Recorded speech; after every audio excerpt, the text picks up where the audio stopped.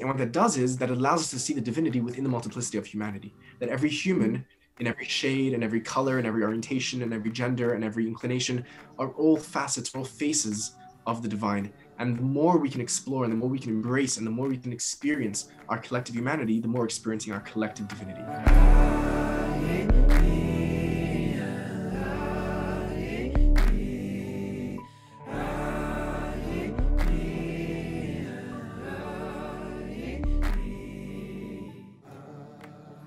This is the Beware How show, mystic philosophy made practical.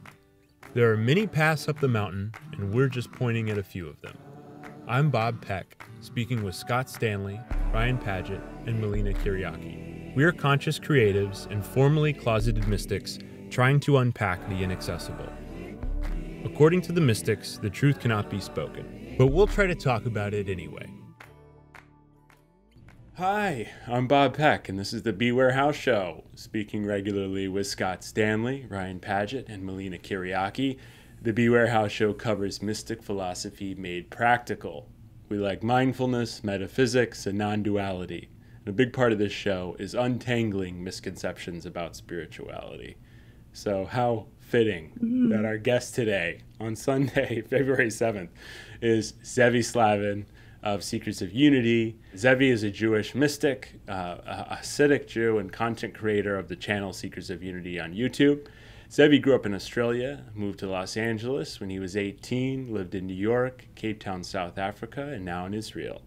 He's dedicated to illuminating the faith traditions across the world, through an Abrahamic lens, but an Eastern lens.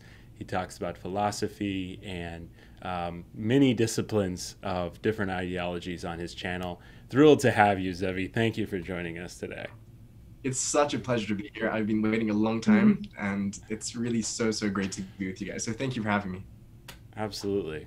Yeah, starting just with gratitude for your work, man. It's been really wonderful to go through your videos these past probably 6 months, I think, is when I started listening to you via interview with a Sufi was my way in with your work, and that was so beautiful. But I even is Schopenhauer a Buddhist? There's just a lot of really great content on Secrets of Unity that we've all been delving into, and I just thought, I wanted to start with gratitude, and then I wanted to start out with the just the idea, and we were just touching on this, but the idea that books, words don't have it. So let's talk about it and cite a bunch of books, right? That's what we're going to do. Acknowledging that they're, faulty, futile attempts at. So yeah, jump in, Zevi, on kind of your background. Really, we'll get into existential philosophical realizations. We'd love for you to walk us through Hasidic Judaism a bit and Jewish mysticism. But yeah, first just tell us kind of how you got started making content and kind of how you got to where you are. Yeah, firstly, I'm really grateful for that gratitude, because a lot of the work being a content creator is done alone and in private behind closed doors. And so seldom do you actually get to meet face to face with the people that are appreciating and enjoying what you're making. And it's usually just numbers and short messages, but to actually sit down and to talk with people that have been engaging both with what you've been creating and creating themselves incredible content, which I've also been enjoying, is really such a blessing. And particularly now, during this lockdown era that we live in, to actually sit virtually face to face is a real blessing. So thank you first. I'm deeply grateful for that. Beautiful. My name is Zevi. I was born in Sydney, Australia, just near the beach, Bondi.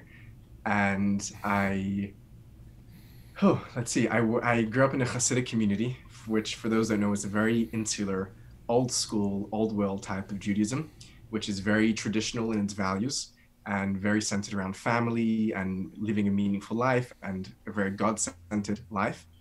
Very text-based, because it's, a traditional Jewish place as well. And actually, I'm pretty dyslexic. I don't know if that comes across in any of my videos, but growing up dyslexic in this community is a challenge. And I kind of found creative ways to go around thinking and learning and eventually teaching, which I really enjoy. It's my real passion.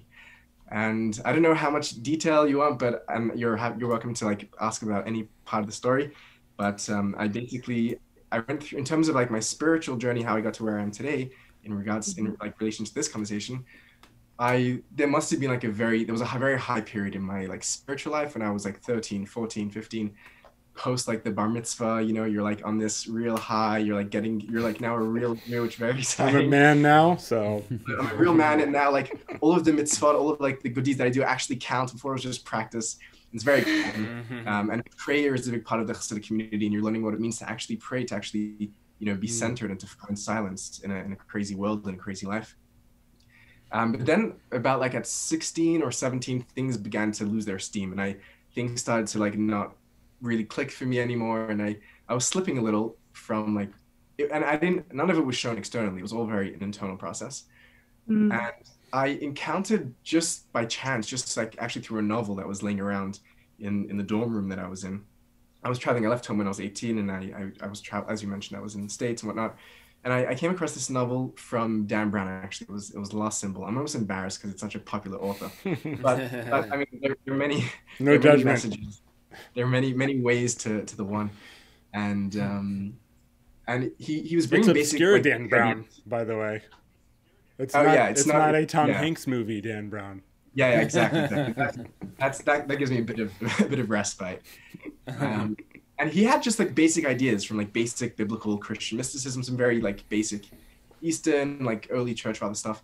And I was reading it, and it was so bizarre to me because the stuff that he was talking about in this novel of his was literally the same things that I'd been learning that morning and that evening in my like very Hasidic Orthodox school, where I was studying Hasidut, which is like in some ways the modern brainchild of Kabbalah. We get more into the genealogy of that, of course. And I was like, how on earth does Dan Brown know what's happening in like my Hasidic class, and why is he writing about this as if it's Christian mystics? These are our ideas. Like, what on earth is going on here? And the Christian for the Jew is like the ultimate other, right? It's like the antithesis. And historically there's been a lot of distance and antipathy and enmity, of course, between the two. And it was a very surreal experience, very bizarre. And then I kind of put that on the back shelf, and I left it alone. And I got interested in other things, and my Talmudic studies became more important to me. And I was off studying. I was in Cape Town, and then I started teaching. I was teaching philosophy, Jewish philosophy. And then I started to like pick up notes of Eastern philosophy, because I was trying to give like an introduction to philosophy and then get more specific in Jewish philosophy. And as I began reading these Eastern thinkers, I'm like, hold up. They're also talking about the same things that like the Christian mystics and like my own tradition is talking about. Like, wait a minute. And that's basically how I discovered like perennialism. It's how I discovered like that the fact that the mystics are speaking universal truth. And that led me, of course, to William James and Aldous Huxley and Meister Eckhart and Teresa of Avila and John of the Cross and Ibn Arabi and Nagarjuna. There's no going back. Yeah. And there was no going back for me. And it really changed me as well, because at the time as well, like getting into philosophy isn't always the healthiest thing to do. Philosophy students aren't always the happiest people on the block. And I was like deep into the existentialists. I was deep into like your Sartre and Camus and like your Kant. And I was really trying to like get to something, and they weren't giving me any meaning or any like any hope or any inspiration. And then you read the idealists. Yeah. And then and reading the idealists as well, like reading the Germans, reading Hegel and Fichte and Schelling. I'd love to get into that as well. And seeing kind of how there's an alternative philosophy here. There's a philosophy which is equally rigorous and equally systematic and equally compelling and equally like challenging intellectually, but it's also deeply gratifying spiritually and deeply gratifying emotionally and deeply positive and hopeful on an ethical level. And I was like, this is incredible. And it turns out that this is what I was taught as a child from day one, and it wasn't anything other than my own heritage, just now seen in a universal lens. And ever since then, I've basically been obsessed with, I don't know what you want to call it, philosophical mysticism, comparative mysticism, perennialistic mysticism, whatever it is. Beautiful. And that's what I basically give myself to. I almost introduced you as a perennialist, because I really think of you as more of that than even a Hasidic. I'm comfortable to identify as a perennialist, and I know it's a contentious term for those that know the field, and I'm happy to take the heat and to go at it. Here. No, that was beautiful.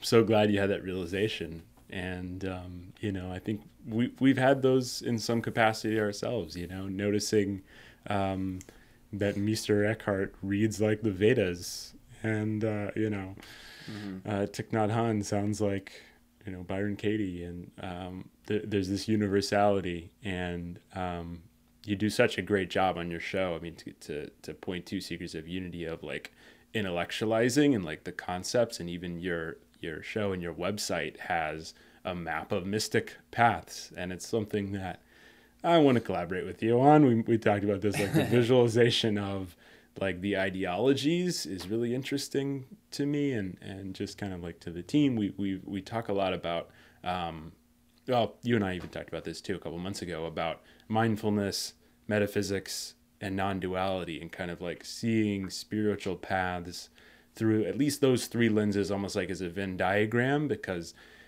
there is universality, but there's slight differences, and maybe that's a good place to start in terms of in mysticism and mystical Judaism. From my understanding, is the way I look at mysticism and Abrahamic mysticism is you have kind of institutional and mystical, and it's fairly a dichotomy there. It's it's most clear in Christianity, probably, to me, whereas it's like rules and regulations is institutional and like things you can't do, and then the mystics are more free-flowing, poetic, expressive, etc. And that doesn't seem to be the case with Jewish mysticism. So talk to us about that, as far as like walking us through like Hasidism being descended from Kabbalah seems like almost antithetical. It's like counterintuitive. Yeah, exactly. Yeah. It's a really great observation. And I want to address it. I just want to address something that you mentioned earlier in getting to your question, which was that a lot of what I'm doing at my channel is very intellectualized, and some may say it's over intellectualized, which is definitely a valid critique. And I think that there are many paths within mysticism, and some are more intellectual and some are more experiential or practical, and they're all equally valid, I think. What I'm trying to do specifically over my channel is to actually rework the idea of mysticism in the public conscious. So when people hear mysticism, what do they think? Most people think, I actually did a video right when I started the channel. I went down to the beach and asked people, what does mysticism mean to you? Yeah. And most people, most people think it means like, magic. It's woo-hoo, it's magic, it's magic. Yeah, it's like floppy thinking. It's like it's like being unrealistic about the world. It's escapism. People have all kinds of ideas. And what I want to show is, and I hope that we get to, what I want to show is that mysticism is actually something which has a very compelling case to be made for someone with all of their brain cells intact. And someone could be of the highest caliber intellectually, someone could be a genius and could still be thoroughly convinced in the veracity and the verticality and the utility of mysticism. Hey, and that's the best minds. Yeah, absolutely. Yeah. And that's why when I'm discussing mysticism, I'm turning to people like William James, to Bertrand Russell, to Hegel, to the best minds the East and West has produced. So that's sort of on a response to intellectualization. Sure. Now, in response to your question, Jewish mysticism is an anomaly in that sense. And a very good point to mention here from the onset of the conversation is that universality does not mean uniformity. And unity is not here to eradicate differences. Differences are beautiful. Differences is what makes us who we are, and we're supposed to be who we are. We're not supposed to all melt into one big melting pot where nothing else is distinguishable. There's space for that. There's a moment for that too, and Jewish mysticism has a strata, two forms of unity, higher and lower unity, but there's an importance to maintain the identity and the difference. And the difference in identity among diversity. Yeah, I would just quickly interject there even too to add in Course in Miracles, which is a book that we're familiar with and I've read for a long time as esoteric spiritual book. It says form and content. Like the form is different, the content's the same. Like the framework is unique in that it has all those different external factors, but the content is one.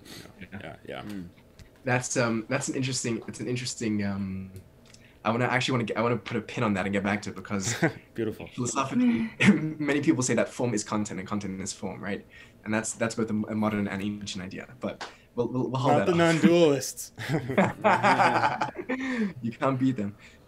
So the Jewish mystics have this interesting relationship with authority, and there's a contemporary notion that's emerged in the recent study of mysticism in the past 50 years or so, which that the mystic is this heterodoxical, like he's an aberrant from the tradition. He or she is an aberrant from the tradition. They're either amoral or they're Right. antinomian. They don't The they wine don't drinker buy- Sufis, or Yeah. And there's a romanticization of the mystic as such that's been done. And this is not true there is true in some cases. I mean, it didn't appear out of nowhere, but in many cases it's not true. And it's particularly not true in Jewish mysticism.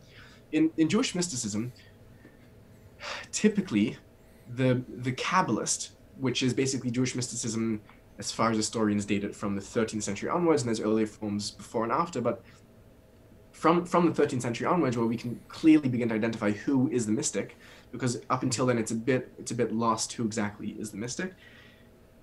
The Kabbalist is also at the same time the halachist, which means that he's the jurist of the law. Would be the equivalent to someone who's doing canon law in Christianity or Sharia in Islam. He unfortunately, it's too often men, and I made a video on the channel talking about a handful of Jewish female mystics, but they're very much the exception. Typically, he's also the leader of the community in terms of foreign matters, dealing with the government, and dealing with just general matters of welfare. And it was never really a character who was a total ascetic, a total monk who was attached from life. It was someone who was married, with children, with a job. It was very often people who were at the same time physicians and scientists and a bunch of other things. And there were people who were deeply committed to Jewish practice, and they were the ones who are upholding and teaching and espousing Jewish practice. And why this isn't Jewish, just to give some historical examples, the greatest work of Jewish law that's practiced by Jews across the world today is the Shulchan Aruch, which is a 17th century work, which was written up in northern Palestine and Sfat at the time.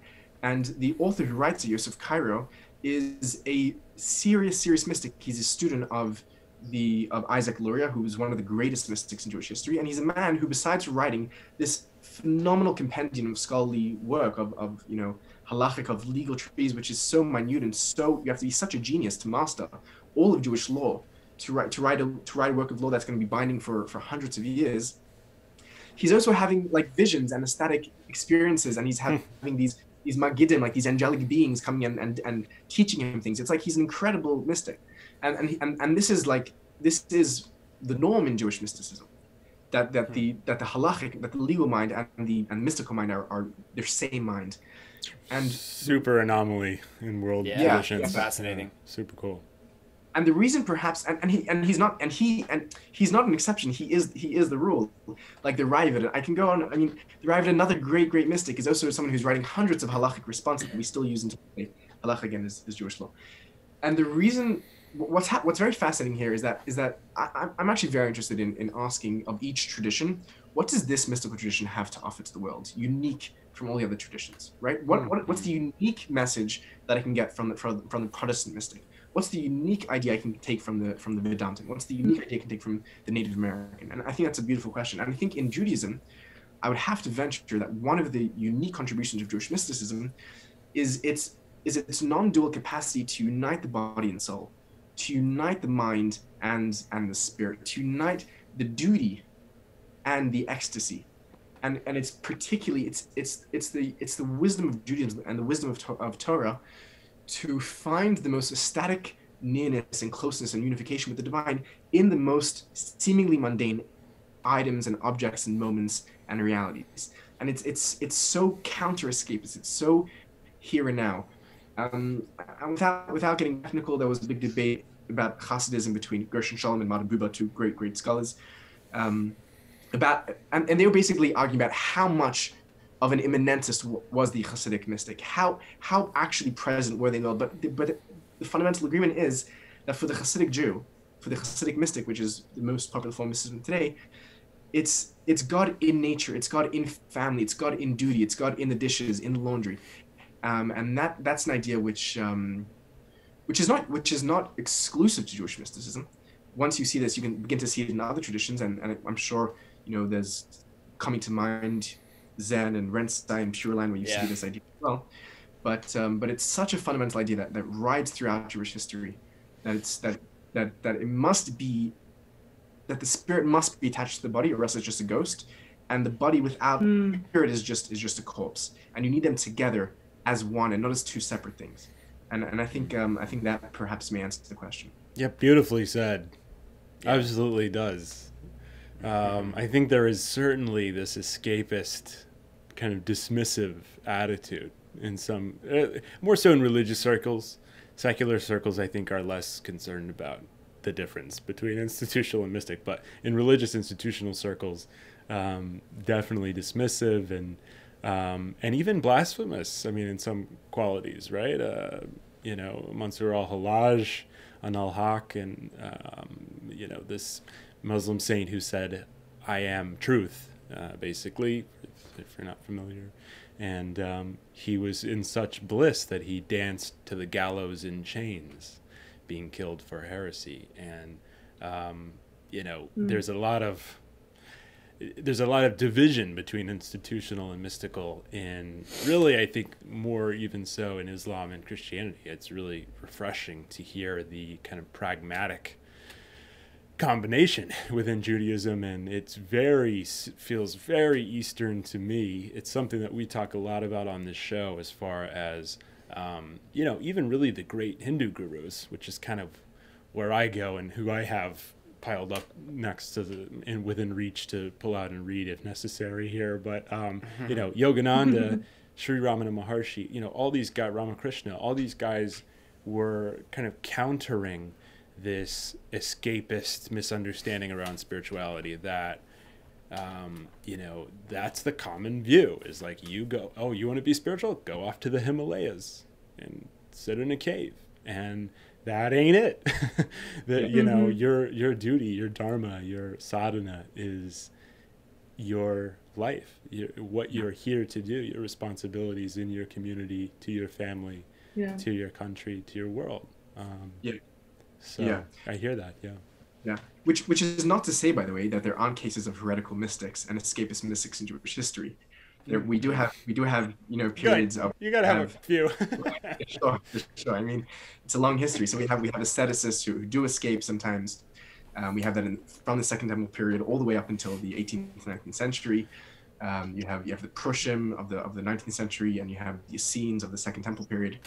And everything in between, and you have mystics in Jewish history who are heretical. I mean, the best example is Shabtai Tzvi, who goes off and becomes an apostate and converts to Islam, claims that he's the Messiah. It's a very, very traumatic moment in Jewish history, and his disciples that continue that tradition, Jacob Frank and whatnot.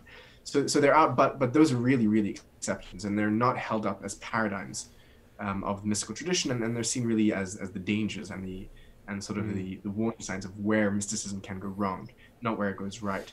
But the idea of coming back to the here and now.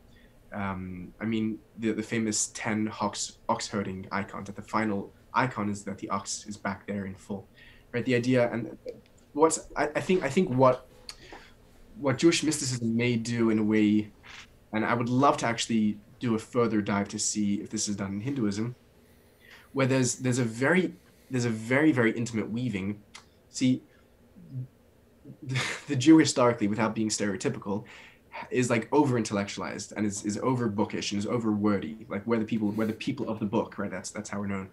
And the systems that we build are become very, very complex and very intricate, and to the outside they seem very convoluted, and in sort of these minutiae upon minutiae upon minutiae of detail.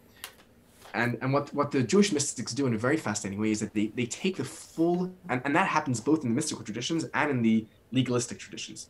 So both in Jewish law, like the absolute minutiae, but it's like if this happens and this happens and that didn't happen, like but if that happened and this happened and this didn't happen, then this happened. It's like very like you'd have to do these mental like acrobatics just to find out where the conditional applications.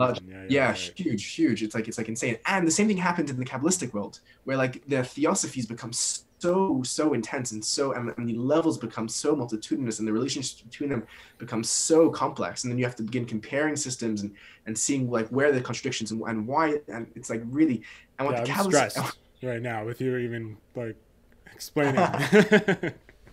And what these mystics do is that they manage to take the full complexity of the mystical system and the full complexity of the legalistic system and marry them perfectly, so that the exact minutiae in one matches up to the exact minutiae in another one. And when you're doing like X within the legalistic practice or the ritualistic practice, you're supposed to be meditating on exactly X, Y, and Z to correspond with that. And it's a very sophisticated, high-level integration, which really doesn't allow there to be any space to escape the marriage between soul and body. That point may be a bit much, but it's a very fascinating. Oh, it's helpful. We're with you. Yeah. Good. Yeah, that is fascinating. I was also your video about I think it was specifically about the Zohar, but you were talking about one of the other, from my point of view, one of the big differences of Jewish mysticism is I've heard a lot about the idea of the divine within the human, and that's kind of something that the mystics bring forward. But you were saying that it kind of takes that a step further, and it says that the idea of God very much relies on the consciousness of humans, because we're the developing the soul to, or you know, that relationship in our life, and it almost elevated us to a different level that I had never heard in other forms of mysticism. So I was curious about that. Yeah. So I'm super fascinated. I always have been, really, from the beginning of my search, in this notion of the deification of the human, or the apotheosis, the theosis, the henosis. It gets all different terms in different traditions, where the human itself becomes the locus of divinity, where there's no longer like the divine somewhere out there and the human down here, but the human in her full manifestation of her own humanity, or his humanity, is the full manifestation of the divine. It's the divine made conscious. And I don't think it would be fair to say that's an idea that's unique to Jewish mysticism, because I think it's an idea which is really expressed in many traditions. The Eastern Orthodox Christianity, both Greek and Russian and Coptic, have a very, very old tradition going back to Gregory of Nyssa and Maximus the Confessor, of the deification of the human. I mean, even in the Christian West, it was a common idea amongst the early church fathers that God became man so that man could become God. The idea that the human, when fully acting on their own, can really manifest divinity. And that's a really fascinating notion to me. What I think may be unique in the Jewish perspective on that notion of the human being the conscious of the divine, and it's an idea as well which I think I discussed in the context that Carl Jung speaks about and Jacob Boehme speaks about, who's a Protestant mystic, very underappreciated mystic, I think. But the Jewish notion, I think, which ties its mysticism back to the Bible, back to the Tanakh, the Hebrew Bible, is how do we be the divine, is the question that the mystic poses. And that question is answered differently by every society. So in ancient Egypt, the divine is mirrored after the sun god Ra. So being a sustainer, being powerful, being the giver, being the all-knowing is how one is the divine. And the pharaoh in ancient Egypt had to put on an act of perfection. They had to, and I mean, there's discussion in Jewish literature how the pharaoh would never pee in public because he was perfect. There was nothing to excrete, and would speak out when they needed to excrete. And like, let's say in ancient Greece, the idea of being the whoever was the top of the society was deified as well, right? So the Caesar, and sometimes very terrible people. Caligula was a deity, right? And it meant being brutal, meant being, in the image of Zeus, let's say, when it was about being conquering and being divine and taking power and war and rape. Like, that was the divine thing. And I think what comes in the Jewish tradition, and I think this also comes through the Christian and Muslim traditions, which of course take from that stream of Judaism directly, is the notion that God in the Bible is, although there are many personifications of God, the mystics focus specifically on the God who is a God of kindness, a God of mercy, the all-merciful, which becomes very important in Islam, the forgiving God, which becomes very important in Christianity. And it's God who tells us, the sages say that it's God who visits the sick, clothes the naked, and buries the dead. It's 3 acts that God does in the Bible. With Abraham, God visits him after circumcision, and there's three specific moments where God is manifesting those traits of kindness. And for the Jewish mystic who's practicing their active deification, being God means not even being all powerful, not being all knowing, not being all, it means being all forgiving, all loving, all concerned, all compassionate.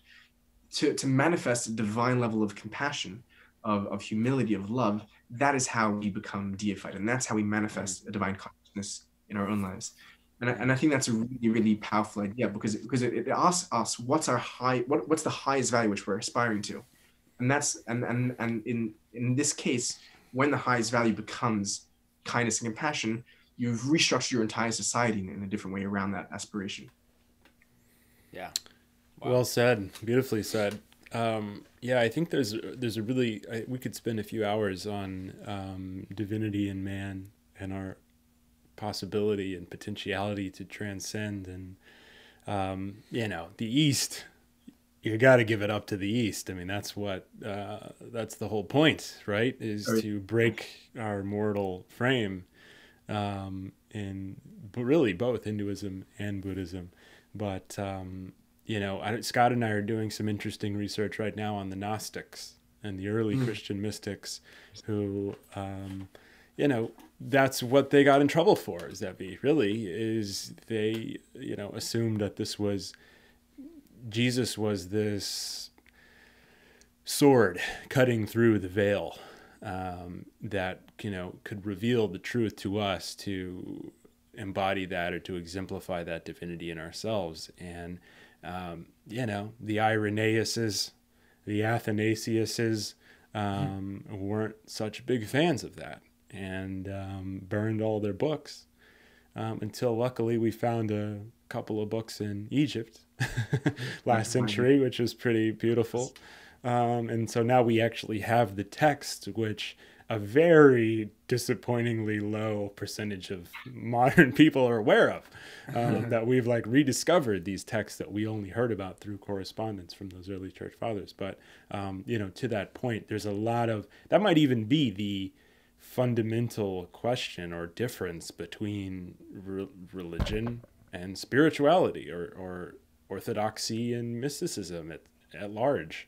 If you could draw it out that broadly, which is unfair, but it's really refreshing for me to hear that within Jewish mysticism, that is also the goal. And maybe it might be helpful too for our audience, and also probably for our team as well, Zevi, myself included, that I learned so much from you about Jewish mysticism in your Zohar video, and kind of the significance of, as you said earlier, I believe the 13th century kind of codifying what a mystic is.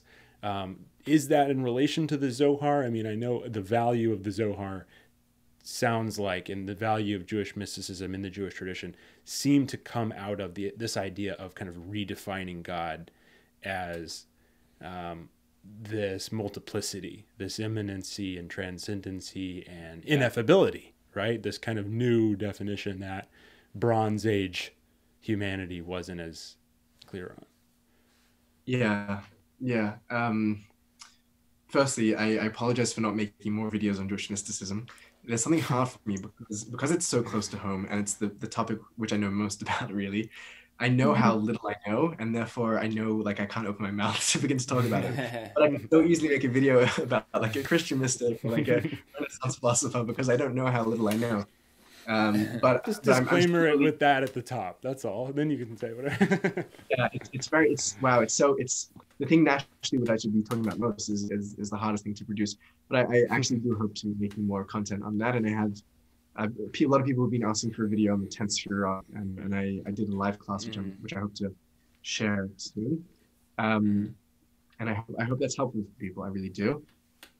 So yeah, the concept of God, insofar as its relationship to the Zohar and the emergence of Jewish mysticism as a recognizable form in the 13th century and its contradistinction to traditional religious practice, I think is a very good point to talk about. And I think it's very, very often helpful to just speak directly about God, because it helps to just go from the top, and everything else flows from there, typically in theology and mysticism, which is why I'll often just skip to talking about the divine instead of talking about things on the way up.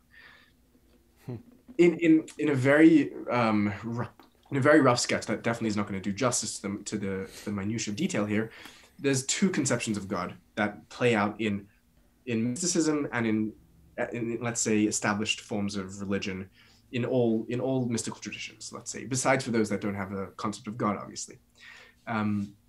Where in the traditional exoteric, non-mystical forms of religion, God is something which is other than us, other than the world. It's an entity which is above and beyond. It's outside. It's greater. It's the infinite, where the finite is. It's separate from us, and God creates the world, typically ex nihilo, out of nothing, where the world is something other than God, also in the way that it comes into being. Or in some early traditions, in like, let's say, Greek thought, there was this sort of primordial matter, that was separate to God as well, and that from that God created the world. But however it's mapped out, there's a real there's a real existential difference between God and everything else, between creator and creation. What happens in mysticism, and this probably begins in experience, but that's a separate question, is that line gets blurred entirely, where it's no longer there's God outside, above and beyond, and we are here separate, and we are like, the children to God, or we are like the servants to God. That line between God and world, and God and reality, becomes entirely blurred, because the fundamental knowledge is that everything is one and everything is God, and that there's nothing other than God. And even in the non-theistic traditions, whatever the absolute becomes, it's nothing other than that absolute. So shunyata, whatever it is, doesn't even have to be God. God here, literally, I'm just talking about the highest principle of reality, whatever that highest principle is, becomes the all, and there's nothing besides for it. So there can be no matter, no creation, no human, no experience, no moment that's other than God, because outside of God, nothing else exists. And this is an idea which is really fundamental to all mysticism. In Islam, they talk about God as wujud, as being, as existence, and God is the only true existence. And anything that has existence only has existence insofar as it's participating in the divine. And therefore, everything is God. And it's only a matter of us getting beyond our own veil, where we don't see the reality of God as everything, which it's only the ignorance which doesn't allow us to see that. But once we can get past that ignorance, we see how everything is really God. And for the Kabbalists, which academically is a term which begins to be used properly in the 13th century in Provence and in southern Italy and Spain, their work emerges within the first century or so of that time. At the moment, it comes from Moshe de Leon in his school, and its antiquity is claimed to be a lot older, but as far as we can trace it back, that's historically where we can pin it to.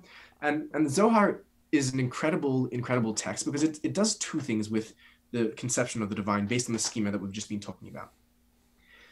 On the one hand, the Zohar is monistic, right? It posits a divine reality, which is the only reality, which is one and nothing else.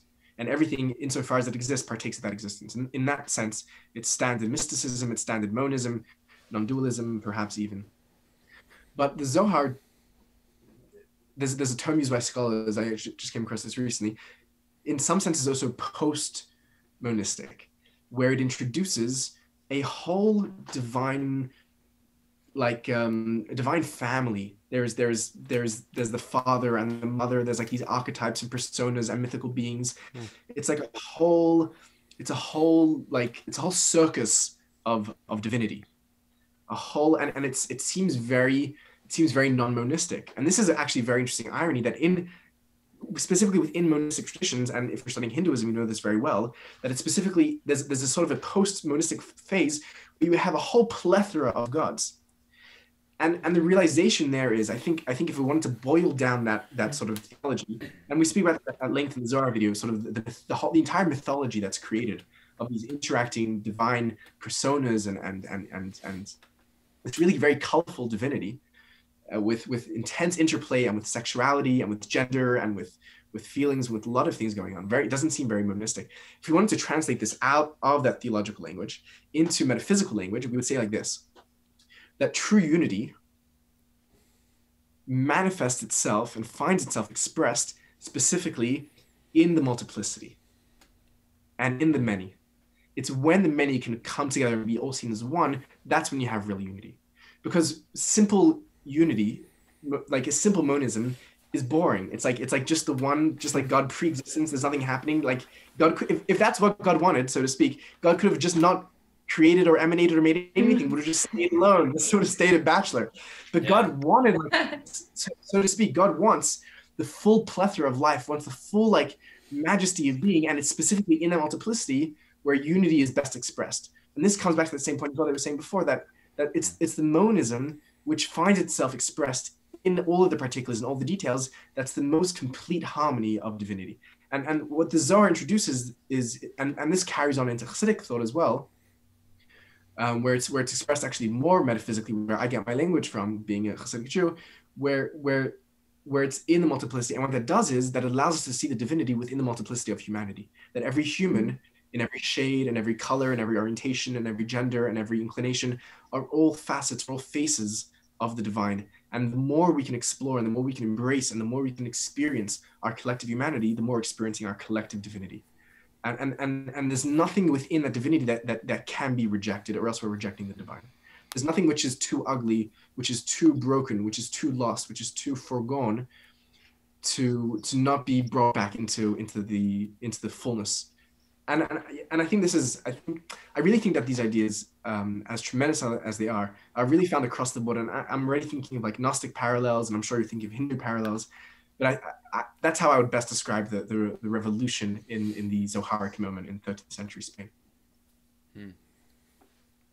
The phrase you used, So beautifully said. My favorite phrase you used in that description, I think in one of your videos, was that it revealed a fragile plurality within God, and that it took me a while, it like washed over me, but yeah, the like you said, what would be the point? Like, our existence here is the playing out of the diversity within the unity. So that's a really beautiful idea that gets represented there. Yeah, I really honor that framework fully. I must admit, it's not Advaita. Advaita is fairly dismissive of the multiplicity. It says, all this mind stuff, forget it. Just notice, which has its benefits, but it also has its intellectual difficulties. What comes to mind to me, what you're talking about, is kind of Hinduism at large. I mean, particularly even like Vaishnavism, let's say, for example, the worship of Vishnu and worship of Krishna. There's a form of Krishna for every preference of the devotee. So some, adolescent to adults will worship Krishna as a baby Gopala Krishna, and you'll see divinity in that childlike mothering quality to that. And that's the relationship that you have to the divine. Or Krishna and Arjuna, he's the counselor in the war, he's your advisor, gives you insight that way. Or a lover, Krishna and Radha, and the kind of goat herding Krishna, who there's a sensuality to that, and there's a romance to that in a divine relationship. And so I think one of the real beauties of Hinduism, there's so many to me, but this idea that they're all masks of the one, and that's kind of what I got from you in that read of like this family and this pantheon. And some of what you said too reminded me a lot of a term that I've only really heard it you say, and a couple of like professors and academics say, which is panentheism. Yeah, is what that reminded me of. So a lot of people, for our listeners, might be familiar with that term pantheism, that God is in everything. But there was this guy, Charles Hartshorne, and a couple others, I think Nelford North Whitehead, who introduced panentheism, inserting that en between pan and theism to imply transcendence, to imply that not only is God everything, but there's also this transcendental quality. Like it was explained to me that like a simile might be like we are able to move our bodies and transcend them as the soul. God's body is the universe, but God transcends the universe as well. Something like that. So I got that flavor from you in that discussion. That was really beautiful. Panentheism is a very important term for the Hasidic Jew, because most academics label most of Hasidic theology as panentheistic. Just in terms of what Scott said, I want to talk about panentheism for a second, but the divine fragility is actually an interesting expression, because in the Kabbalistic mythos, and I love them. I love the mythologies of mysticism, which is why also Gnosticism is so epic, because they have such a cool mythos. Sophia and the variations of the mythology are really. I was very influenced by Joseph Campbell when I began my studies, and which is also a term. We're all Campbell heads. Awesome, yeah. So the masks is a very Campbellian term, and he really gets into. So in the Kabbalistic mythos, there is actually a stage in creation where reality, or the divine moment, that hypostasis shatters, and that's the term that's used. It's shvira in Hebrew, and it's seen as our job throughout. We're sort of built in the next iteration of reality, where the shattered shards have fallen into, and it's our job to go around and collect those broken pieces of divinity and to bring them back together so they can be reunited in a more perfect union. So yeah, a fragile and shattered divinity is a very Jewish Kabbalistic view in that sense, which in some ways very interesting links up with a Christian notion where there's a suffering and fragile divinity as well, where God is embodied in the form of Jesus, which is an interesting parallel. But on panentheism is a very important point. The genealogy goes back a bit further. It's a term which emerges out of 19th century Germany. I think it may have been. I have a video. Somebody who was reading Schopenhauer, probably. Yeah, for sure. Was it Schelling or one of them? Anyhow, but it was a very important notion for Whitehead, who I absolutely love. I mean, I can't understand him; he's way beyond me. But I love Alfred Whitehead. I think he's a mystic through and through, and he's a great example as well of a deeply rigorous thinker who's also deeply mystical. But and I really hope to find time to make content about all these incredible people. Yeah, so that I can learn about them. But let's shift into a YouTube channel here shortly. But you can, finish your thought on the concept. Panentheism is very important for the Hasidic Jew, because panentheism, as you said, is basically pantheism is the belief that everything is God, pantheos, and panentheism means that everything is God and in God, which maintains space for divine transcendence, as you say. And it's a very, very classic Jewish idea that God is the place of the world, but the world is not the place of God. Where this all is God, but it's not the full extent of the divine. There's more to it. There's more to the mystery than we can just comprehend or see. And that's a very important idea in Jewish mysticism, and therefore panentheism is a helpful jargon to frame that. Yeah. Very perennialist opportunism.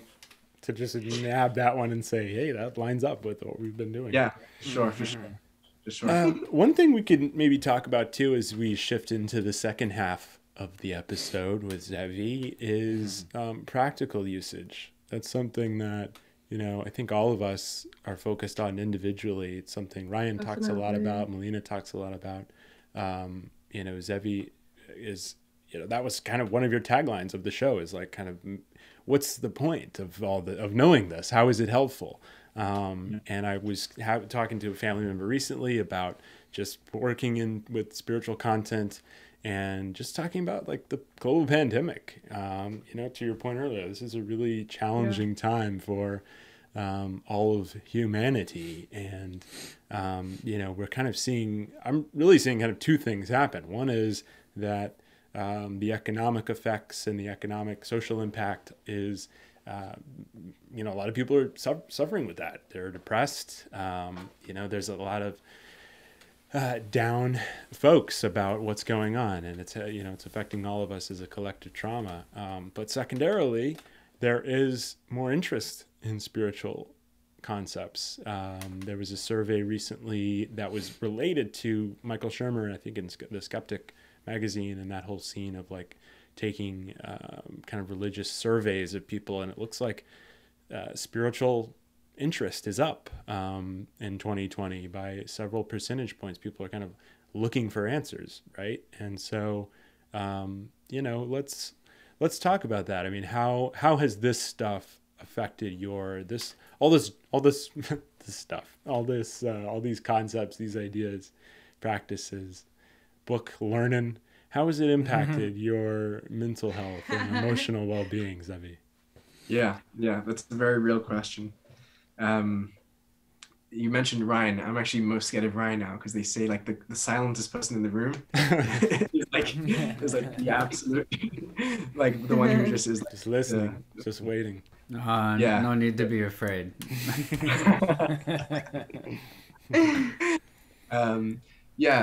So I'm hearing like a few kind of different questions. So maybe we'll just explore them together. Firstly, I think that mysticism, if it's just a matter of like, theory building and mental acrobatics, is great. It's fun. It's entertaining, but it's a pretty much waste of time. Mysticism has to comprise of three components, which is experience, theory, and practice.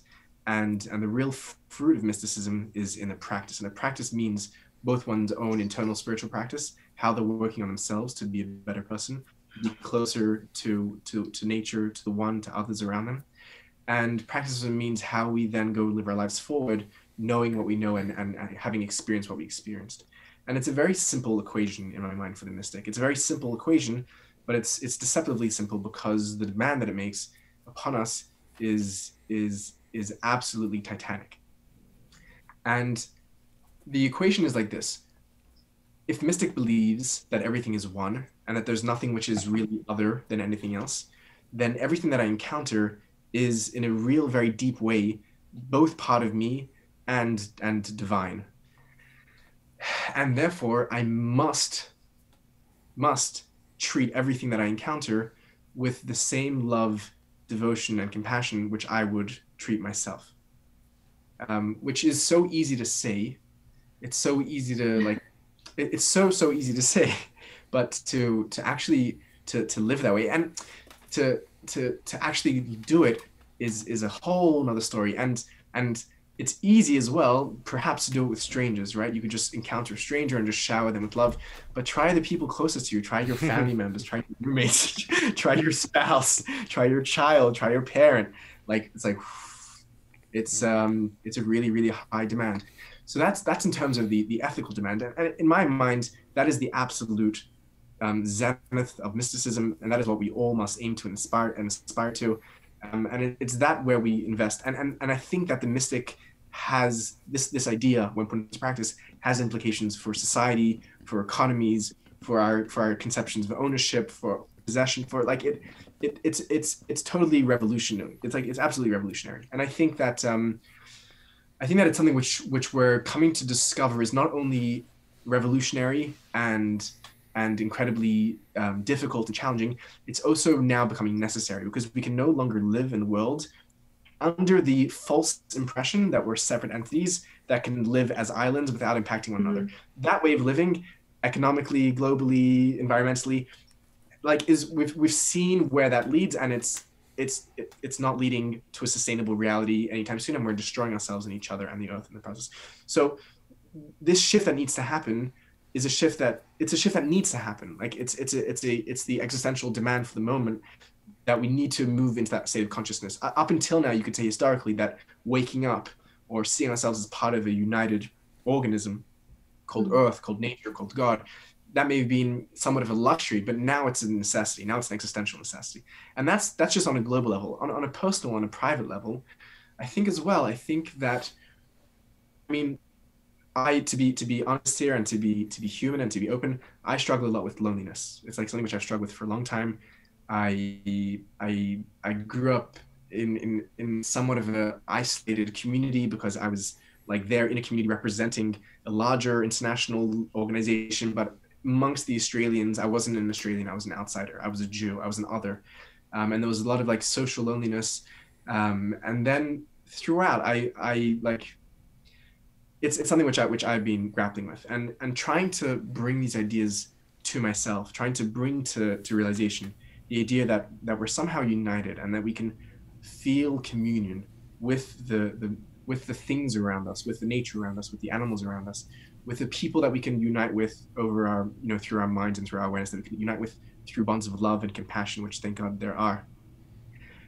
These things have a real power to really alleviate a lot of the things that we all go through. And for me, that's my own struggle. And for some other people struggle with anxiety and with guilt and with depression and with there's a whole host of ailments which humans suffer from, which are all very real and very difficult. And one of my favorite sort of cliche lines from mysticism is they asked the Buddha, what did you, like the Buddha was a prince, according to at least one version of the story, and he gave up everything. He gave up, the kingdom, the royal family, the women. He gave it all up to go like sit under a tree as far as the plain naked eye could see. And they asked the Buddha, like, what did you gain in giving away like all of your wealth, all of your riches, all of your robes? And he said, actually, I gained nothing, but I lost a lot of things. I lost my fear. I lost my uncertainty. I lost my anxiety. I lost my guilt. I lost my jealousy. I lost my rage. I lost my anger. And these are all things which as we begin to work these ideas through us, the simple notion that we're all really one, and we're not here in competition with one another. We're all here to thrive and live beautiful lives of harmony. And these aren't just like idealistic, flowery slogans. These are real things that we can implement into our lives and begin to practice in our relationships. And when we begin to do those things, we change our paradigms and we change our relationships. And it's so easy to fall back into a place of separation, into a place of ego, into a place of pride and jealousy and anger and comparison and judgment. But the more we can influence ourselves, and people, for me it's through books and through reading, and the more I encounter these ideas and the more they're real to me, and the more I spend time in contemplation and in silence. Reading for me is a very spiritual practice. I'll just plug this book here I've been reading.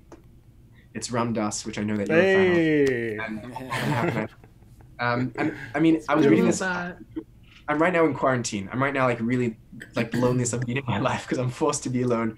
People that I've been in contact with, they came out with the virus, so I'm here in quarantine. I feel fine, thank God. I feel really great, but so being alone for 2 weeks is like a very, very yes. It's a very difficult experience, but like this book has been with me through the experience.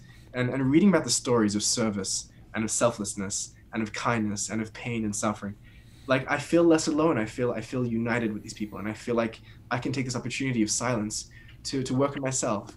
And wow, I'm like, if there's anyone that needs working on it, it's me. Like, so beautifully said, Zevi. Thank you for sharing all that. I was just gonna say, how fortunate for you. You stumbled into the perfect antidote for loneliness, which is the realization that you are everything.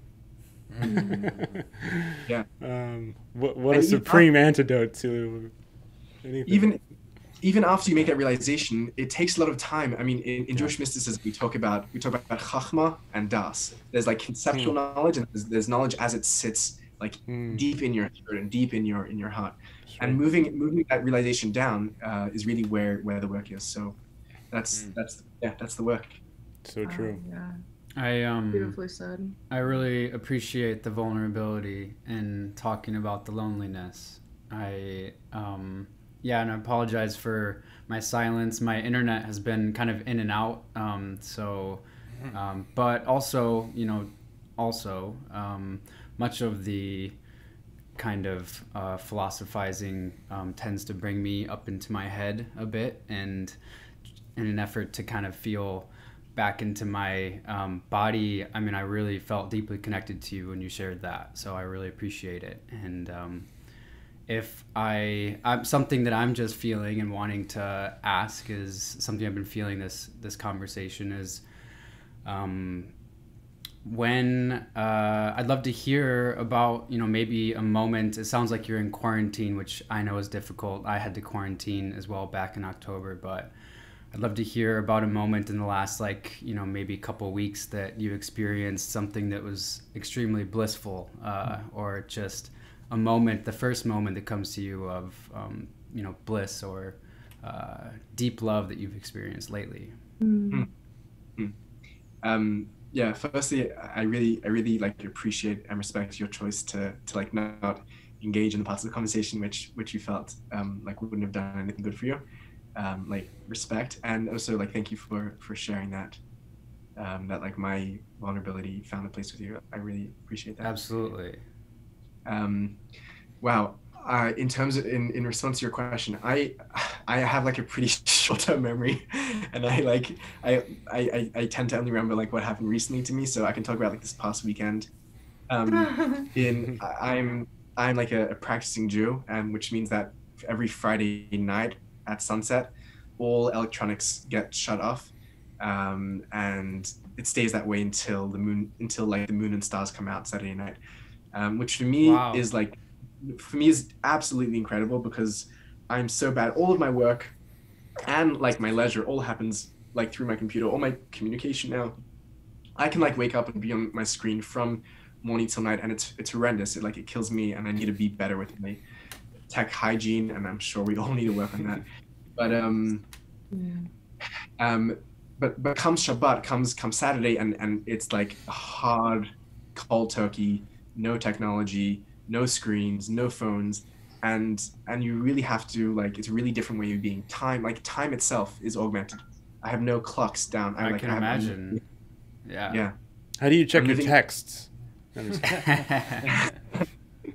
It's such a crazy thing to do, but I actually think that people, like regardless of like whether they're Jewish or Muslim or Buddhist or atheist, they should like take a day to make a Shabbat, a tech Shabbat for them.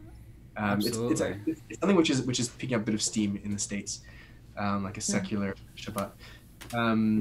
But so for me, this past Shabbat was a really like incredible experience because, like as usual, I had no devices set up, and I'm also like alone, and like I wasn't visiting anyone. No one was visiting me. Like.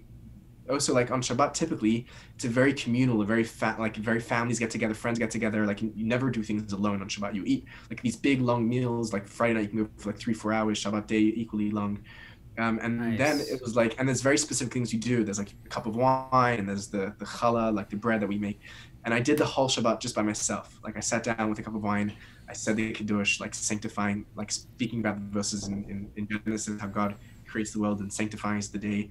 And it was a very, I honestly felt just a tremendous amount of gratitude to firstly, to have the physical space to be sheltered and to be protected and be provided for, to have like friends that thought of me in advance and called me up on Thursday and be like, hey, Zevi, can we send you food for Shabbat? We know that you can't go out to the supermarket and buy things. They like went out and catered my whole Shabbat.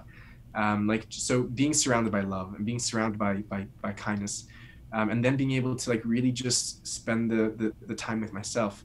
And then from within that space to really like think about the people who I love in my life and to really, you know, send my love to them, because I know that everyone's struggling during this time, and being able to like to tap into a space where I could be totally simultaneously totally on my own and totally alone and totally isolated, but still feel so supported and held and with people. That for me was a very blissful experience just this past weekend. That sounds amazing. That's beautiful. Yeah. Wow. Thank you for sharing that. Yeah. Yes.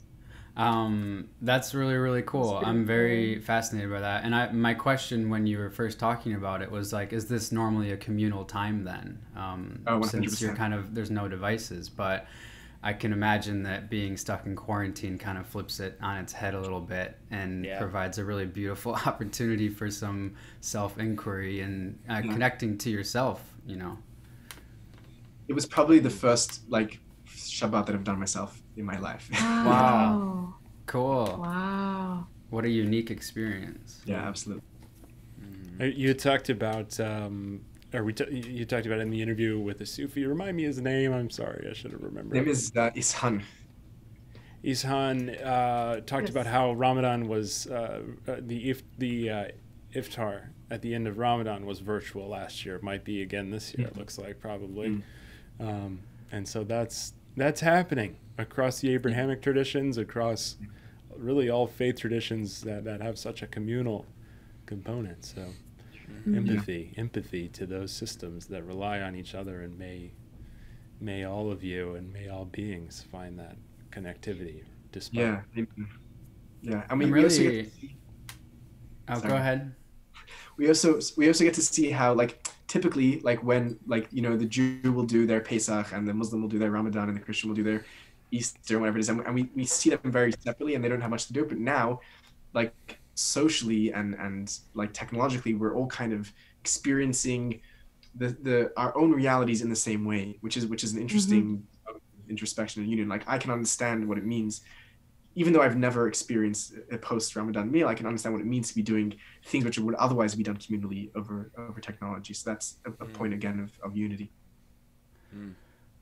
I'm really curious. I don't know, too much about Hasidic Judaism, and I'm really curious about what your kind of daily rituals, daily practices are, and then also what kind of community you have where you are. I mean, are you surrounded by any sort of family, or is it mostly just friends, and to what extent are they involved with your spiritual practice? Yeah. So that's a really fascinating question, and I can answer only for myself. I can't speak like for anyone else in the Hasidic community. Sure. Everyone's individual experience is different, and every community is different, for sure. I feel like that's a useful discllaimer for all answers to all questions. I can only speak for myself. So it's also the only thing that we have like jurisdiction and authority to speak about. Exactly. So it's interesting in terms of the Hasidic community, in terms of thinking about like daily ritual. It's actually, I mean, I can sort of look as an outsider and say, oh yeah, that's ritual, and I'm like somewhat of someone who's studying religion, so I understand like the way that religious practice is conceptualized and how it's different from secular practice, the distinction between like sacred and profane and whatever other scholarly jargon we'll use. But for me, as an insider growing up, I never saw these things as ritual. I never saw them as religious practice. There is, for someone who's a practicing Jew, there is no religion even. It's just your way of life. Right. It's just who you are. Right. So like, for example, like I'm wearing a kippah, like a yarmulke in Yiddish. And to me, it's not an act of devotion. It's not an act of religious expression. Like, obviously, if you ask me, I'll say, yeah, sure. It's an act of identification. It's an act of this, and it represents that and that. But it's not. It's an article of clothing, and I've been wearing it as much as I've been wearing t-shirts and socks like my entire life. So it's kind of. So I don't think about these things ritually, but to take a step back and to look at it from the outsider. So the Hasidic Jew and Hasidic Jew is just one strain as well of contemporary, what's called Orthodox Jewry, which is a term which I really don't like. But there are many other practicing Jews, halachic Jews, whatever it is. So the day begins. The Jewish life is heavily, having just said what I said, Jewish life is heavily ritualized, and literally every single moment of the Jewish day, there's something Jewish to be doing in that moment. And I'm not saying that hyperbolically. I'm saying that very, very literally. There's from the moment you wake up and take your first breath as an infant to the moment you close your eyes as a dying human, there's a Jewish thing to be doing that entire time, and before and after. So, and this is kind of the what we spoke about before about this deep holistic integration between Jewish life and practice, where there's no moment which is void or vacuum from that. So the very first thing. So, funnily enough, Judaism sees time differently. We have a different we have a lunar calendar as opposed to a solar calendar, but also the way we see days, we don't see the day beginning in the morning. And many Jews won't even know this because Jews are so like westernized and secularized and Christianized. The Jewish day does not begin in the morning. The Jewish day begins sundown, what we think is the day before. Wow. And that's true for all of Judaism. Yeah, yeah. Ask your Jewish friend. Ask your Jewish day. When does the day begin according to Judaism? And My Jewish friends really, probably don't know that. It's really based Same. it goes all the way back to Genesis, where the verse in Genesis says, "Vayihi erev, vayihi boker, yom rishon," and it was evening, it was morning, day one, and it was evening, it was morning, day two, and from then on, it's evening then morning. It's not morning, evening. The same way that that like Sunday, whatever. But so the Jewish day begins with and psychologically as well, is something very important here, because the way you go to sleep is the way you wake up, right? There's an old Yiddish expression: if you go to sleep like a horse, you wake up like a horse, right? And people that make sort of plans in their mind, be like, tomorrow I'm going to do this, tomorrow I'm going to quit smoking, tomorrow. There's no tomorrow. It's now. It's today. It's today or never. So the Jewish day begins when the sun goes down, and there's a lot of, across spiritual traditions in the world, there's a lot of significance in moments of transition. And that's in equinoxes, that's in life cycles, but it's also in sunrise and sunset. And there are moments where we can step out and see the bigger picture, see the divine dance. We can see the sun doing its thing again, and we can see. And Judaism sees the sun going down as an act of worship, as an act of praise, as an act of love. And what we do is we stop and we pray. So Jews pray 3 times a day. There's Mincha, Ma'ariv, and Shachrit. So the Jewish day begins with the Mincha Ma'ariv prayer, and it's really just a time to center, to focus. It's a time of, most of the prayer is done silently. Usually it's done with a group of people. Now it's done independently because Corona, which is also a different experience. And then there are a bunch of other things throughout the day. You know, the end of the day, the way that the Jew eats. Whenever a Jew takes a bite of food, we first say a blessing. It's one short line in Hebrew. And it depends, based on what you're eating, it's different blessings. So you have to be basically conscious and think about what you're eating and stop and actually realize and like say thank you, which is an incredible thing. Yeah, it's amazing. You stop and you say like Baruch Atah Hashem Elokeinu melech haolam, whatever it is you're saying, and depending on what you're eating and what you're blessing is a different blessing. And when you finish eating, there's also a blessing as well. And these are also the best way I think to think about them is that we can go through life living unconsciously, just sort of on autopilot, or we can be forced to like here's a moment where we're forced to come back and to be present again, and to remember and to be grateful and to be humble. Yeah. That intentionality, right? Yeah. It's a beautiful practice. Yeah, that's hugely missing from so many people that live on kind of autonomous thought. And I'm getting a lot of like Buddhist flavor from what you're talking about. Like in Zen, they talk a lot about mindful eating and just not doing anything else. We always like watch TV or we're on the computer, we're eating, or even with another person, you're having a conversation, but just eating, just being with that, with the food, with the morsels, you know, it's very which is an incredible helpful experience if you're able to be that, right? Yeah. And these are very deep, very old Jewish ideas, and people are beginning to realize just how healthy these ideas are, just purely on like an empirical level. And I think like you don't even need to be religious or Jewish or even believe in God to do these. You can be a complete materialistic atheist and be like, hey, I want to take a moment to think about like, how did this get from the farm, from the orchard to my plate? Who are the people that were involved in making that happen? And sort of bring consciousness, appreciation to that process. Yeah. Another, just I'm sort of there's like so much that happens in Jewish day. I'm just like the highlight. Yeah. Before we go to sleep, we say Shema, which is like a Jewish declaration of faith, and it actually, by the Kabbalists, right, is a declaration of the unity of God and unity of existence. Shema Yisrael Adonai Eloheinu Adonai Echad. Hear, O Israel, the Lord is one. The Lord our God, the Lord is one. Which is read in all sorts of fancy, interesting Kabbalistic ways, but basically the notion that God is all there is, and that being is unified, and there's a moment during that prayer where we're supposed to make what's called cheshbon hanefesh, which is an accounting of our day, to think about how we've been, to think about how we are, to think about how we're putting ourselves to sleep. And at the end, we say a final prayer, and we say Biadcha kidruchi, that into your hands, O God, I give my spirit, which is what happens when we sleep. It's an act of surrendering, it's an act of trust. And we'll wake up in the morning and get our spirit back from God, renewed, refreshed. Padisa osi Adonai emet. And when we say the final prayer, we don't speak anymore. There's no more talking until you're asleep. And the next words that come out of your mouth, and when you wake up, and I mean, talking about like the Jewish law tells you like which side of your body to sleep on, and like it's really very, very, very, very Wow. Prescriptive. very prescriptive. Yeah. We don't sleep on our backs. We don't sleep on our stomachs for fascinating reasons.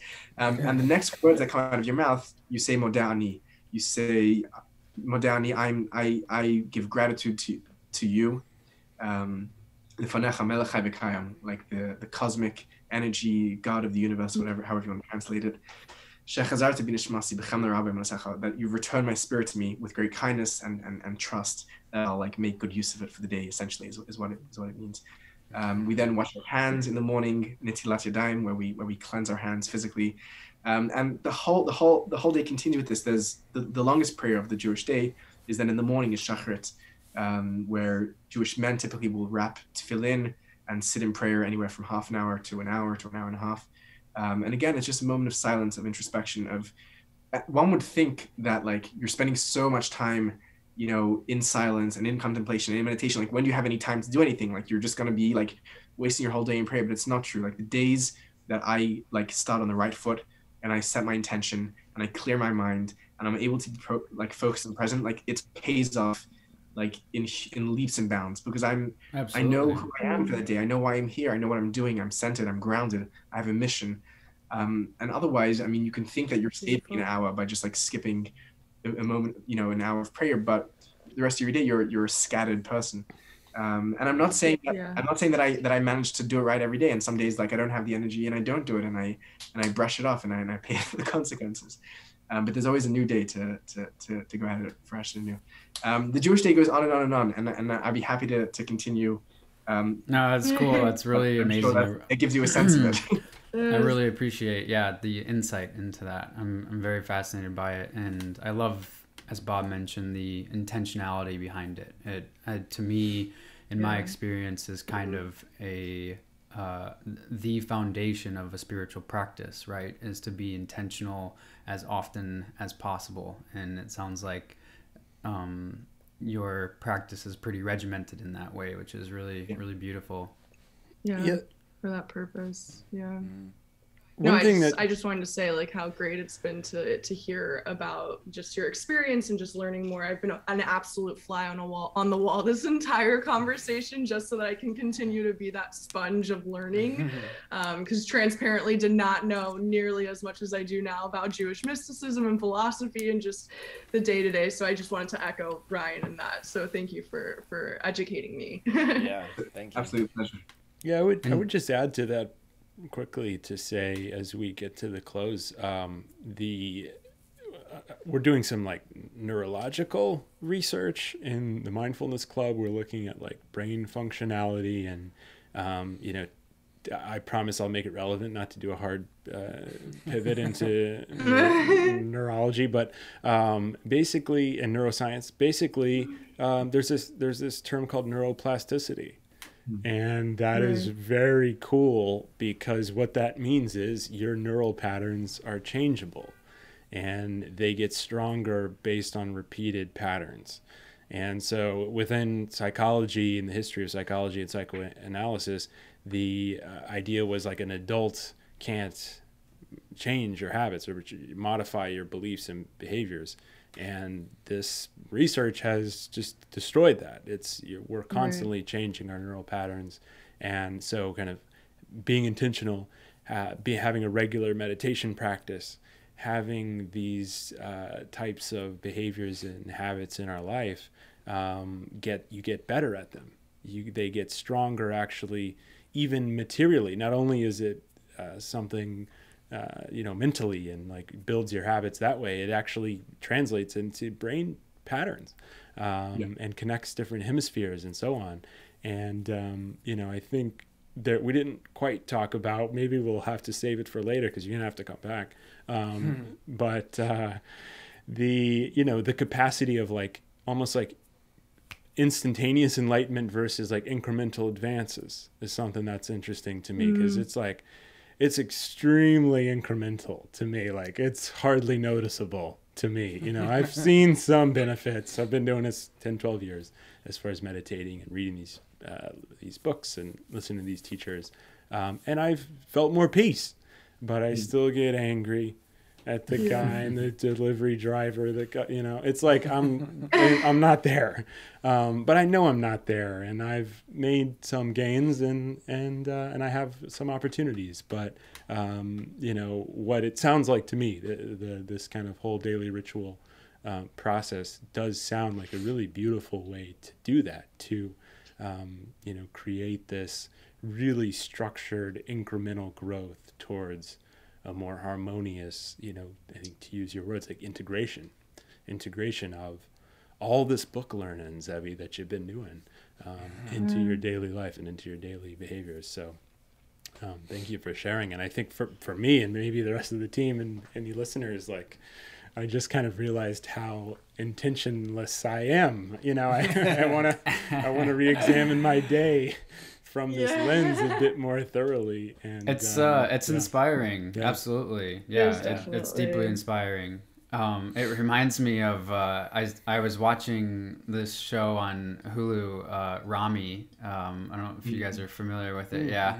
I didn't know very much about, you know, Islam, a decent amount, but like that show really just gave me a little bit of insight into like the daily practices and what that looks like. And it actually inspired me to have a more daily regimented, just ritualistic practice. Like I want to, you know, have, you know, multiple moments of silence, not just one, you know, and trying to incorporate that more. So it's really inspiring to hear that intentionality of your practice. And I agree. It like makes me be like, okay, I want to step it up a little bit. So it's also really reassuring too, just to hear your experience of having just the daily moments of even recognizing when you're not in the right headspace or that you might not have the time, you know, and how, you know, you said pay the consequences later. I feel like I've definitely been there where I'm just like, I don't have time to sit and meditate for the hour or for 30 minutes even.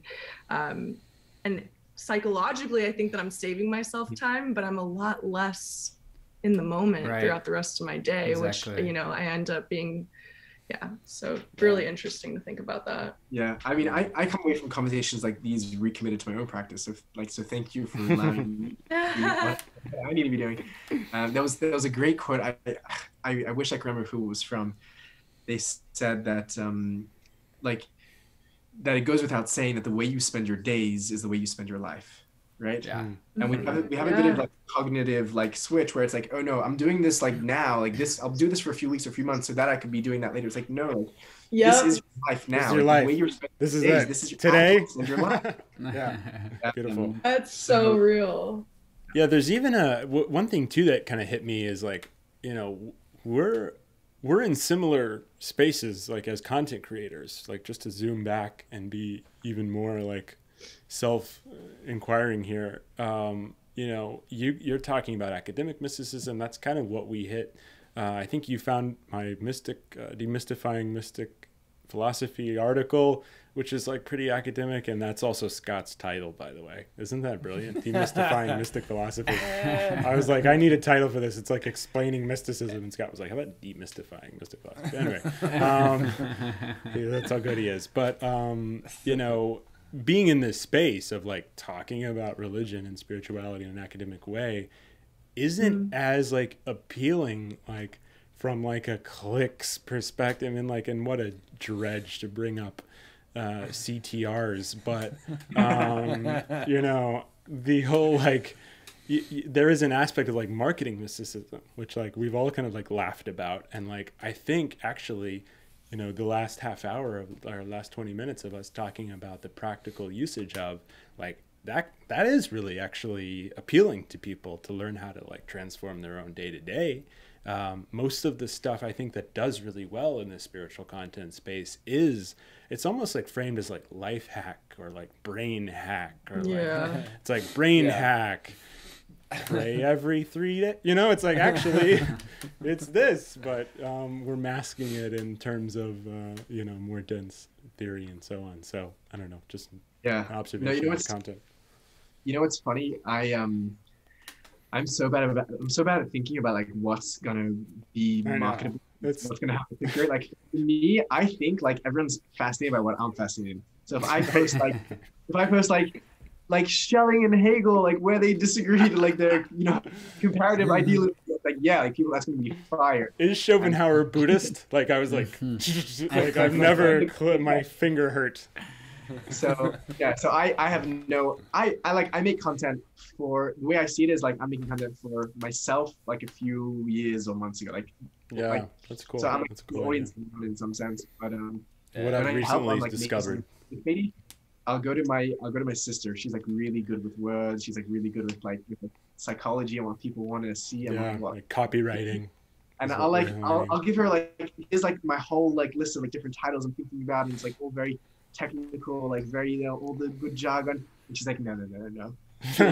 Why blah blah. That's it. Exactly. Nice. Zevi, close us out with this is going to be impossible, but I feel like 1 to 3 books that you would recommend, popular to obscure. I know you could recommend 45 books in the next hour, but we just like to end. That's like our formulaic, and this is kind of like a celebration of literature as well.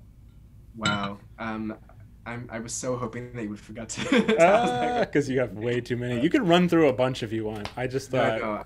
I'll try. I'll some try big ones. I'm so down about celebrating literature. Books are like my best friends, really. And I think it's such an important way that we pass like wisdom around. I was thinking of. Okay, this is what I was thinking in advance. I was thinking of William James, The Varieties of Religious Experience. You don't have to read the whole book, just read the introduction, like the 1 or 2 chapters on mysticism and his conversion experience and his conclusion, because he brings such a clear thinking perspective, and really is just he's so ahead of his time on seeing where this trend is going in a way that's not, he's not like evangelical and enthusiastic, and he's like just really, he's a very, very rigorous pragmatist. He's a psychologist, and he's like, guys, like this is good shit right here, and we should be getting on this. So William James, I gotta say really quickly, I learned William James from Ram Dass. He quotes that quote about apply the flimsiest stimuli, and I can't find it, but it's like that famous William James quote. And he goes, ironically, I was teaching Harvard in William James Hall that they fired me from when I was doing exactly what he. Wow, that's amazing. Yeah.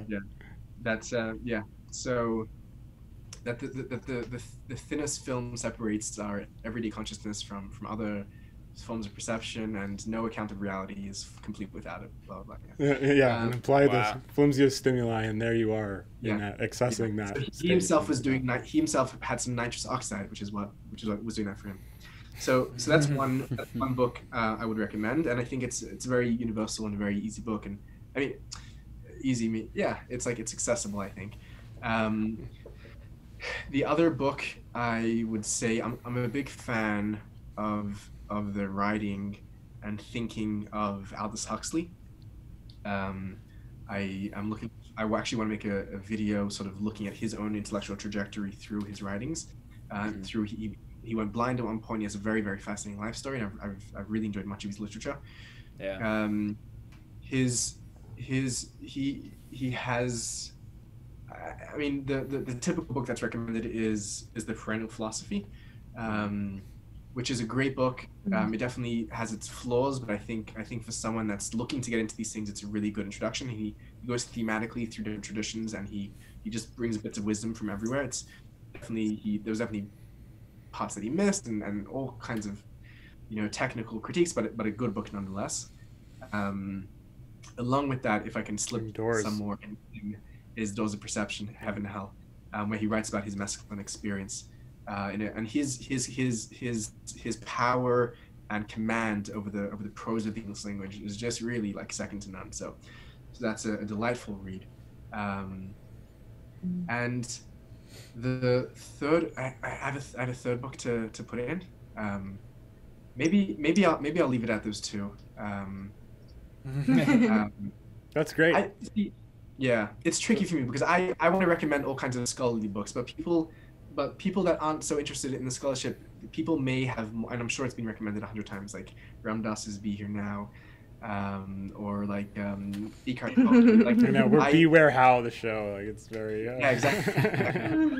For me personally, actually, like those books, like don't do it for me, and I prefer. I don't know. I prefer like the, you know what? I'll How give can I one help? for I even recommend more than Be Here Now these days. But yeah, the one scholarly book that I'll put out for people, because I just came across this recently.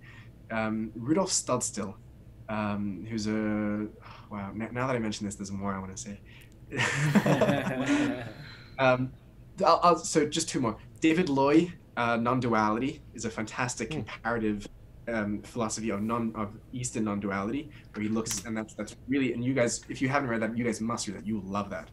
And Rudolf Studstill has a book called Unity of Mystical Traditions, where he's comparing the German mystics, the Reinhardt mystics, so Eckhart, Suso, and Tuller, with Dogen and Bon in the East, Buddhist traditions. So and he goes actually through like the whole academic debate around like constructivism and perennialism and Stace and Katz and that whole very fascinating debate, which and then he puts forth a really fascinating sort of comparative schema for mysticism. If someone's a bit more tickled by notes and citations, check that book out. You'll love it. And we'll link to all of these. Zevi, thank you so much. Thank you. It's been like a learning explosion, hour and a half, definitely on my end. So thank you so much. Yes. And we'll be in touch, man. We're just kind of doing too much very, very similar circles. So I hope gratitude. I hope the rest of your quarantine it brings fruitful experiences for you, and I hope that when you're done with it, you get to celebrate with at least a few friends. And Yes. cool. And maybe virtually with us. Yeah. Or hey, come to Texas. I would love that. Yeah. Firstly, thank you guys so much for having me on. It was such a delight. It was so nice to talk to people that are on the path together. And yes, we're both fighting this war together, this war of love and peace.